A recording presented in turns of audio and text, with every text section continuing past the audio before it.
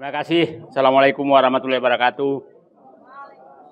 Saya pikir hari ini hari mengambil alih kembali negara yang sudah dikudeta oleh Jokowi dan oligarki.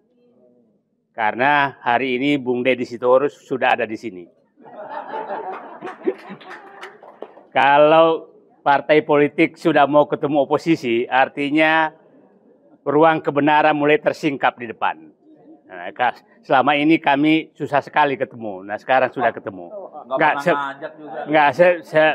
Dalam satu forum yang mengini Jokowi. Nah, saya ingin menjelaskan, Jokowi sebenarnya mengkudeta negeri ini dan mengkudeta partai yang mendukungnya itu bulan November 2015. Di saat itu, saya dengan Pak Sudirman Said membongkar Papa minta saham dan dimarahi karena menyinggung oligarki. Nah, di situ saya melihat Pak Jokowi negara ini sudah dikudeta oleh Jokowi bersama oligarki. Disitulah PDIP ditinggalkan, partai-partai ditinggalkan, sehingga bulan Juli puncaknya 2016 terjadi reshuffle kabinet yang membuang semua menteri-menteri yang punya integritas. Sudirman Said, Rizal Ramli, Anies Baswedan, dan masuklah oligarki ke dalam politik. Jadi sebenarnya kita harus menganggap bahwa Jokowi sudah melakukan kudeta bersama oligarki itu 2015 dan menuju 2017. Setelah itu Jokowi mengabaikan semua, termasuk ketua partai yang membesarkan Jokowi sekeluarga. Sekeluarga maksudnya semua dibesarkan oleh dia. Nah, jadi kalau sakit hati kita ke Jokowi kira-kira diukur 1 sampai 10, kalau saya 5, Deddy Sitorus harinya 9, 11. Nah, itulah yang terjadi sehingga apapun yang kita lakukan, partai-partai lakukan itu bagi Jokowi tidak penting. Bagi Jokowi tidak penting. Konsultan politik mereka memberitahu bahwa Pak Jokowi yang penting Bapak punya uang maka semua dibereskan. Itu asumsi politik dia. Kenapa Jokowi melakukan itu? Karena dia tahu IQ orang-orang Indonesia sekarang yang dibikin oleh dia juga itu tinggal 78 IQ 78. Nah, dia pelihara penerima bansos 120 juta orang. Itu yang tiap 3 bulan menunggu bansos. Dia rusak sistem pendidikan nasional sehingga pendidikan sekarang hanya 60% pendidikan SD ke bawah. Nah, dia tahu struktur sosial seperti itu, maka oligarki lah yang bisa menyelesaikan. Tidak butuh dia partai. Dan faktanya memang dilakukan seperti itu terus. Nah, sekarang, tapi kita harus tahu, dan dia tahu bahwa partai-partai ini, ya tadi yang Pak Deddy Sitorus katakan, tidak sedikit tokohnya disuruh mengambil mangga tetangga baru dipotret, gitu kan, kira-kira begitu. Nah, baru foto itu yang dipegang, kau mencuri mangga tetangga. Gitu. Nah, kira-kira, nah itu yang dilakukan. Jadi, nah saya berharap ini masyarakat harus paham semua. Itulah kenapa, kalau bapak-bapak lihat, kenapa saya betul-betul fokus untuk mengini oligarki. Karena oligarki inilah sebenarnya yang menguasai negara. Nah, siapa yang berkepentingan agar Gibran menjadi presiden? Oligarki. Siapa yang berkepentingan agar Prabowo lemah? Oligarki. Siapa yang berkepentingan sehingga surat perintah 13 Oktober Solo itu terjadi? Itu oligarki. Sehingga berantakan semua. Nah, kita harus bahwa apakah Prabowo, jadi saya menyatakan begini, kekuatan Jokowi itu hanya satu, oligarki saja. Kalau ini kita bisa potong, maka dia sudah tidak punya kekuatan apa-apa. Karena partainya juga sudah nggak ada. Nah, jadi mohon izin saya fokus bahwa ini oligarki, negara ini harus diambil alih oleh rakyat kembali dari oligarki. Dan ingat, di buku Prabowo sebenarnya yang diperjuangkan itu hanya 2. Dia menyatakan, saya masuk ke politik agar bisa membuat kebijakan untuk mengembalikan kedaulatan rakyat dari oligarki. Itu di bukunya beliau katakan, paradoks. Yang kedua, menyatakan bahwa agar ekonomi kembali ke rakyat dari penguasaan oligarki. Nah, itu saya pikir yang ini. Jadi kita, kalau Pak Prabowo ini, kita semua dua orang ini mau membantu dia untuk melaksanakan bukunya dia itu, Paradoks Indonesia. Kalau beliau tidak melakukan, maka bisa jadi beliaunya jadi paradoks. Itu kan kita nggak mau. Kalau dia jadi paradoks, maka Gibran jadi presiden, gitu kan? Nah itu, nah tapi itu saya nggak mau karena Gibran jadi presiden, gitu. Nah Gibran presiden bertepuk tangan oligarki Pantai Utara Jakarta. Nah, terakhir saya ingin meminta pemahaman kita bagaimana sih oligarki mencengkram negara ini dengan sangat terstruktur. Pra kemerdekaan itu oligarki itu membantu tentara rakyat memberikan makan. Dan ingat, oligarki saat itu bukan etnis yang oligarki sekarang. Saya nggak usah jelaskan supaya jelas. Jadi jangan oligarki sekarang seakan-akan berperan terhadap negara. Pada saat zaman kemerdekaan, oligarki yang etnis sekarang itu sama sekali tidak ada yang membantu tentara rakyat berjuang. Nah, Orde Lama, Bung Karno, itu oligarki yang kaya raya yang menyumbang. Monas, Garuda, itu dari Aceh. Bukan oligarki mereka. Pada saat Pak Harto itu oligarkinya, kita sebut nama dulu Jimbaran, itu Pak Harto masih melarang mengambil tanah, masih melarang mengambil tambang, boleh berdagang, tapi di luar tidak boleh masuk ke mengambil hak-hak negara dan hak rakyat. Itu tegas, nggak bisa masuk. Nah, setelah reformasi, oligarki ini melakukan kudeta terhadap konstitusi. Dan kita harus paham, amandemen Undang-Undang Dasar 45 itu tidak lepas dari agenda mereka.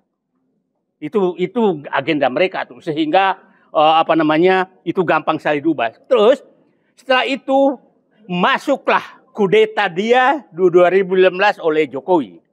Nah saat itu merasa bahwa ini sudah bebas sekali, maka dia ubah undang-undang apapun sesuai keinginan dia, termasuk undang-undang Cipta Kerja. Itu dia lakukan. Itu adalah pesanan oligarki. Setelah itu berhasil, udah ada pasangan undang-undangnya, maka dia ubah menjadi PSN di mana-mana atas keinginan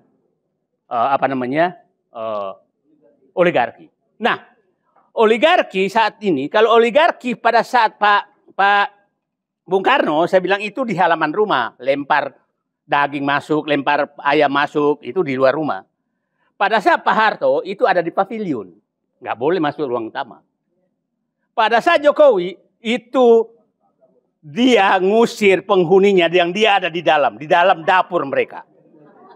Di dapur mereka. Nah, itulah oligarki, itulah yang... Nah, sekarang dia sangat berkepentingan kepada Fufu Fafa berlanjut. Jadi, yang kita lawan ini adalah mengambil kembali kudeta negara ini oleh oligarki bersama dinasti Jokowi. Itu yang kita harus ambil alih. Dan kembalikan kedaulatan kepada rakyat dengan mekanisme yang ada. Nah, itu saya mutar-mutar semua itu yang terjadi. Coba bisa bayangkan. Bulan Juni, itu bulan Juni atau Juli, dulu Jokowi menandatangani, contoh saja bagaimana oligarki. Juli dia tandatangani Rempang, kerjasama Cina tentang Rempang di Cina sana, disaksikan Jokowi dan Jinping. Agustus, Menteri Menko Perekonomian Airlangga Hartarto yang tanda tangan di sana itu Bahlil. Kita harus mulai sebut nama supaya jangan mereka terus seenak aja. Nama kita harus mulai sekarang karena kita harus identifikasi siapa sebenarnya alat-alat oligarki di negeri ini dan berbungkus politik. Airlangga Hartarto Agustus menyatakan menandatangani PSN Rempang. Bahlil langsung menyatakan 22 September Rempang harus kosong. Belanda saja tidak sejahat itu di negeri ini sejak zaman dia menjajah. Kok ada orang jahat begini? Hanya sebulan rakyat harus diusir yang sudah puluhan tahun, ratusan tahun tinggal di situ. Nah, ini betul-betul menurut saya sangat berbahaya bagi bangsa ini. Kita tidak tahu, ini sedang diskusi kita di sini. Tahu-tahu nanti rumah kita sudah ditetapkan dengan PSN, maka kita digusur. Kita tidak tahu. Ya, NJOP-nya diturunkan. NJOP-nya ini semua sudah di. Jadi jangan sampai Mbak Ibu merasa punya warisan ke anak Ibu, padahal sudah diambil semua oligarki dengan Jokowi sebagai bonekanya. Itu yang harus kita inikan. Nah, itulah, coba bayangkan ada satu provinsi itu tanah izin macam-macam di provinsi itu. Ada 5 provinsi, ada satu, tapi nggak bisa saya sebutkan, cuma nanti dianggap provokasi lagi.